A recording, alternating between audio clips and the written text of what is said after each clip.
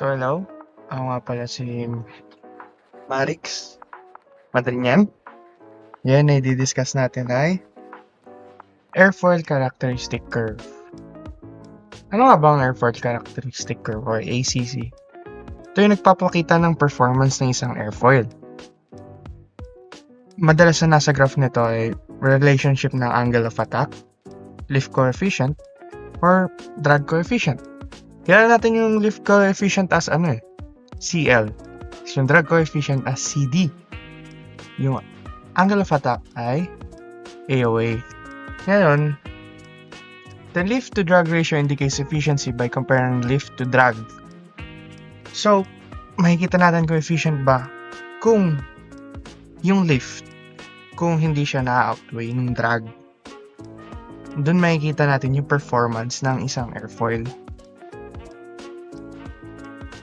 Anong most common curves? Yun nga, CL versus A is lift coefficient versus angle of attack. CD, drag coefficient versus AOA. Tapos, minsan, pitching moment versus angle of attack is CM. Ano ba ang angle of attack? Angle between chord line and relative wind. Small changes strongly affect lift and drag. Coefficient of lift. It tells how much lift per unit dynamic pressure and wing area therefore produces.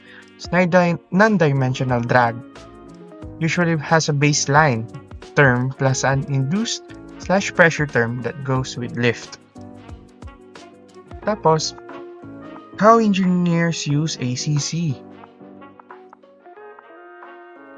Nape-predict nila yung lift and drag at given speed. Depende sa weight, climb, range, takeoff, or landing calculation. Mahanap nila yung stall angle. Kung anong angle ng airfoil ang kaya niya bago ito mag-stall. Design performance envelope, safe angle of attack cruise, at takeoff. Doon may kita, doon sila makapag-design ng performance. Depende sa kung ano yung safe na angle of attack. Ngayon, meron tayong sample problem dito. Game, subukan natin. Ito ay, ang nakasulat dito ay, a general aviation airplane uses an NACA 2412 wing with an area of S plus 180 foot squared. The aircraft is flying at V equals 120 miles per hour at sea level with an angle attack of 5 degrees. Zero lift angle of attack. Ayan mga given. Zero angle of attack ay -2 degrees. Tapos, lift curve slope ay 0.1097 per degree. Drag polar ay CD is equals CD KCL squared where CDO 0.018 and K 0.04. Hanapin natin yung lift coefficient, drag coefficient, lift, and drag. So, syempre, una nating solve. Step 1 is yung lift. Paano natin gagawin yung lift? As makikita nyo dito, meron tayong formula. Para sa coefficient ng lift is CL angle of attack times angle of attack minus ALO. Substitute lang natin yung mga given kanina. Yan. Magiging 1097 times 5 minus times -2.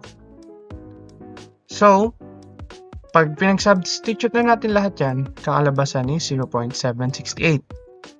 Kuha na natin yung lift coefficient. Drag naman tayo.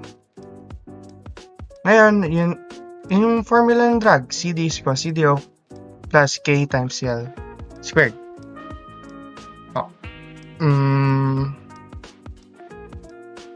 Substitute lang natin yung dalawa. So, 0.768 squared, yun yung nakuha natin kanina dun sa lift, coefficient ng lift. Square natin, may 5896. So, 0.018 plus 0.04 times 0.5896 and so on and so forth. Kakalabasan yan is 0.0416. Ngayon, Ang hanapin naman natin is dynamic pressure. Convert natin yung V, which is yung speed, 120 times 1.4667 is equals 176 feet per squared. Kailangan na ito i-convert kasi yun yung hinahanap, yung feet per squared. Now, compute lang natin. As you can see, yan yung formula. And ang kakalabasan yan ay 36.7 pound per feet squared. And compute lift and drag. Kita nyo naman kung ano yung formula dyan.